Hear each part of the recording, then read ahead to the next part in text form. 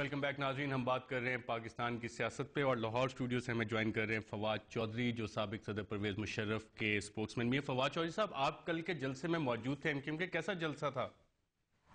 دیکھیں ارشد جلسہ ان کا بہت اچھا تھا، اور میں یہ کہوں گا جیسے صرف میں پہلے جو چانڈیو صاحب اور آسیہ بات کر رہے تھے اور باقی جس طرح پارٹیز بات کر رہی ہیں، ایم کیو ایم کے جلسے کو تو سوائے میرا خیال ہے جماعت اسلامی اور مسلم لیگ نون کے باقی تمام پارٹیز نے ویلکم کیا ہے. پیپلز پارٹی نے بھی ویلکم کیا ہے، اور ظاہر ہے جب بھی ایک سیاسی جماعت ایک قومی دھارے میں آتی ہے تو اس کو ویلکم کیا جانا چاہیے. کل کا جلسہ میں یہ کہوں گا کہ کسی صورت بھی ایک ناکام جلسہ تو ہرگز بھی نہیں کہا جا سکتا، کیونکہ کوئی بھی پارٹی بشمول مسلم لیگ نون کے الیکشنز کے بعد میں یہ سمجھتا ہوں کہ یہ سب سے بڑا اجتماع تھا لاہور میں کسی بھی سیاسی جماعت کی طرف سے. اب نمبرز جو ہے اس کے اوپر کیلکولیشن کے اوپر ڈفرینس ہو سکتا ہے، کوئی کہے گا 50,000، کوئی کہے گا 30، کوئی کہے گا 10، کوئی کہے گا 5.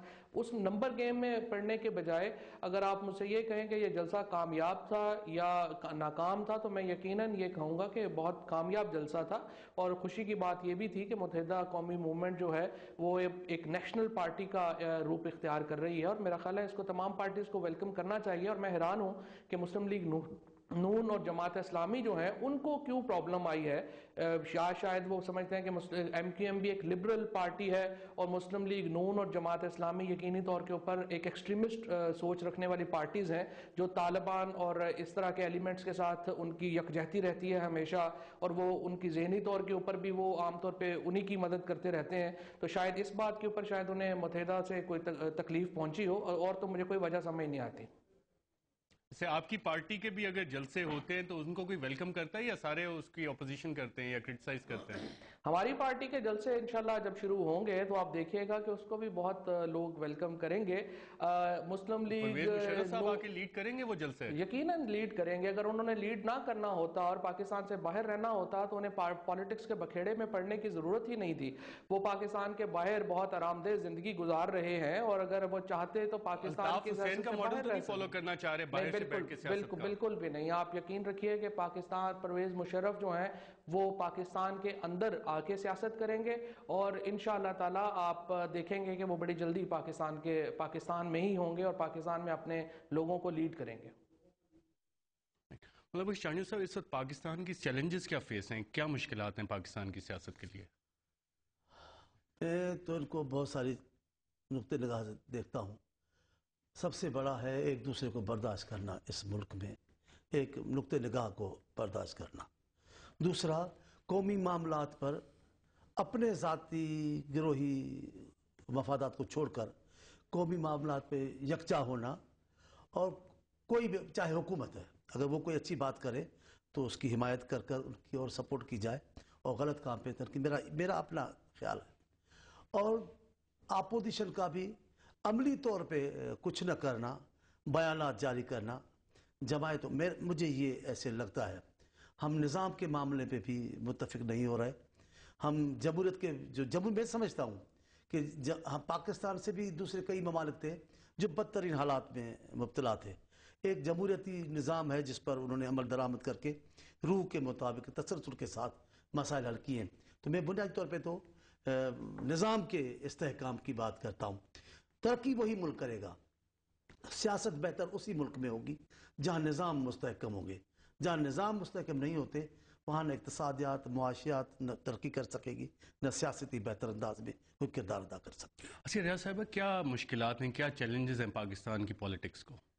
دیکھیے، اس وقت تو ہمیں جو سب سے بڑا چیلنج نظر آ رہا ہے، اس کے باوجود کہ یہ جو پولیٹیکل گورنمنٹ آئی اور جب اب ہمیں نظر بھی آ رہا ہے کہ بہت زیادہ کنسیلیشن کی فضا بھی ہے، اس کے باوجود سب سے بڑا جو پرابلم ہے وہ ہے گورننس کا، کہ گورننس چیلنجز کے اوپر پولیٹیکل پارٹیز جو ہیں وہ اکٹھی نہیں ہو رہی. انفیکٹ وہ اپنے اپنے ویو پوائنٹ پہ گورنمنٹ کے اندر یہ پوزیشن نہیں ہے کہ وہ کوئی بھی گورننس ریلیٹڈ ایشو اول تو یا وہ ان کے ایجنڈے میں شامل نہیں ہے، اور اگر ایجنڈے کے اندر بھی آتی ہے کوئی چیز بہت سٹاک ان کو کرنی پڑتی ہے تو بھی وہ اس کو امپلیمنٹ کرانے کی پوزیشن میں نہیں ہے.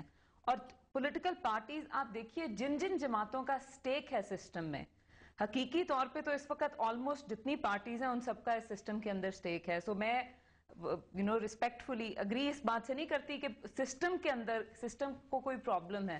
آئی تھنک سسٹم کو جو سب سے بڑی پرابلم ہو رہی ہے اس وقت وہ یہ ہو رہی ہے کہ کنسنسس نہیں ہو رہا اکاؤنٹیبلٹی کے اوپر، اور کنسنسس نہیں ہو رہا گورننس کے اوپر.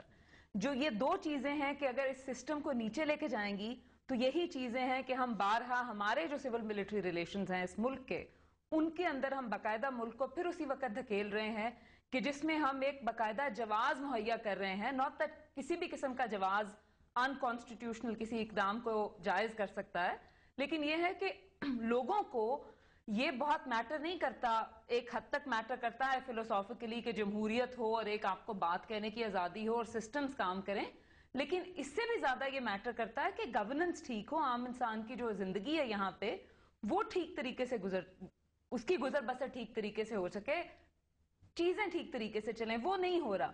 سو یہ جو لوگوں میں چانجو صاحب یہ کیوں نہیں ہو رہا؟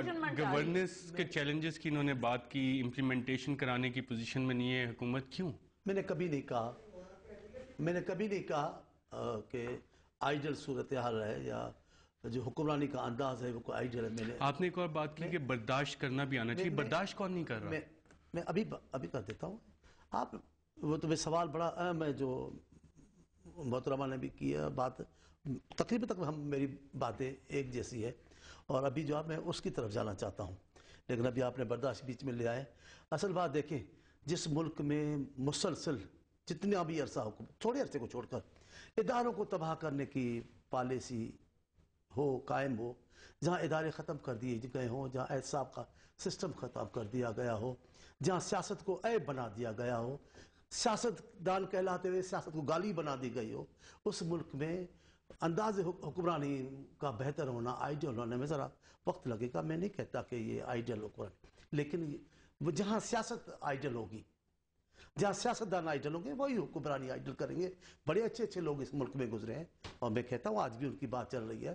ان کی دور حکومتوں میں کئی عیب ہیں، کئی غلطیاں ہیں، لیکن آج بھی لوگ ان کو یاد کر رہے ہیں. آج بھی لوگ ان کو عدالتوں کے فیصلے کے بعد آج بھی ان کو آنکھوں پہ لوگ بٹھائے بیٹھے.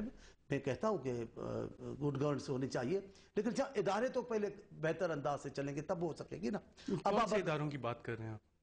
میں اسمبلی نے کبھی وہ رول ادا نہیں کیا، ماضی کی عدلیہ نے کبھی وہ رول ادا نہیں کیا، انتظامیہ نے کبھی وہ رول ادا نہیں کیا. میڈیا اس قسم کی کبھی یہ کہ جو آج کل میڈیا ہے ایسی میڈیا کبھی نہیں رہی، پہلے بھی میڈیا رہی ہے. یہ سارے ادارے ہیں جن کو جو حکومتوں کو چلاتے میں بڑی مددگار ثابت ہوتے ہیں. عدالتیں کیا تھی؟ سپریم کورٹ یہ کیا تھی؟ قومی اسمبلی ہے. ضیاء الحق کی اسمبلی بدقسمتی کے ساتھ وہ اسمبلی ہے جس نے اپنے اختیارات پر خود قانون پاس کیا. وہ جو ان کی ترمیم تھی انہوں نے خود اپنے اختیارات کو ختم کرنے کی کوئی اسمبلی قانون پاس کرے، اس سے بڑی بدقسمتی اور کیا ہو سکتی ہے؟ راتوں رات سیاسی پارٹیاں بنی ہیں، راتوں رات پاور دے دیا گیا ہے ان کو، اس سے بڑی بدقسمتی ہو کیا ہو؟ یہ بدقسمتی نہیں کہ پنجاب میں غیر آئینی غیر اخلاقی طریقے سے ایک جماعت ایک گروپ نکلا ہے، اس کو اسمبلی میں سیٹیں لاتی کر دیے کہ یہ یونیفیکیشن بلاک ہے. یہ یونیفیکیشن بلاک نہیں ہے، یہ یونینسٹ پارٹی ہے جو راتوں رات بن گئی ہے. ہونی خبر آئی ہے، خضر صاحب آئی ہے، ابھی اچانک ان کو پتہ چل گیا ہے کہ ایک سیاسی پارٹی ہے. جب یہ روایتیں ہوں گی، برداشت بھی یہ ہے، میرا مطلب ہے برداشت یہ ہے. میں کہتا ہوں ایک بار طے کر لیں، پیپلز پارٹی ہے اس وقت میں جس وقت میڈیا کے سامنے بولتے ہیں پوری قوم ہمیں سنتی ہے. تو میں چانجو صاحب یہاں پہ ہمیں بڑی کوئکلی ایک بریک پہ جانا ہے اور بریک کے بعد اس پہ گفتگو جاری رکھیں گے اور آپ اسے دوبارہ سلسلہ شروع کرتے ہیں.